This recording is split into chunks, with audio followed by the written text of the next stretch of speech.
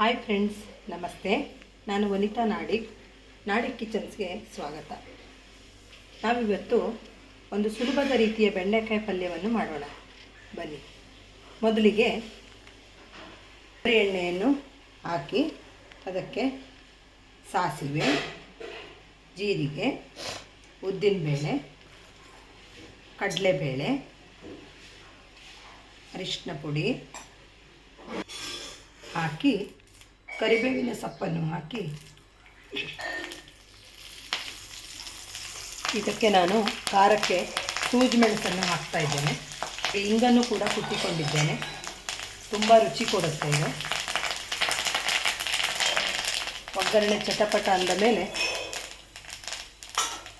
ಬೆಂಡೆಕಾಯಿಯನ್ನು ಹಾಕಿ ನಂತರ ಉಪ್ಪು ಹಾಗೂ ನಿಂಬೆಹಣ್ಣಿನ ರಸವನ್ನು ಹಾಕಿ ಚೆನ್ನಾಗಿ ಬಾಡಿಸಿಕೊಳ್ಳುವುದು. ಕೊನೆಯಲ್ಲಿ ಕಾಯಿ ತುರಿ ಉದುರಿಸಿ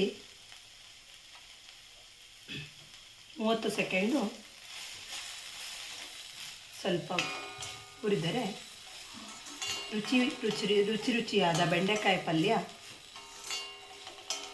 ರೆಡಿ ಆಗುತ್ತೆ. ಇದನ್ನು ಚಪಾತಿ ಜೊತೆಯಲ್ಲೂ ಬಳಸ್ಬೋದು, ಅನ್ನಕ್ಕೂ ಬಳಸ್ಬೋದು. ಎಲ್ಲದಕ್ಕೂ ತುಂಬ ಚೆನ್ನಾಗಿರುತ್ತೆ. ಧನ್ಯವಾದಗಳು.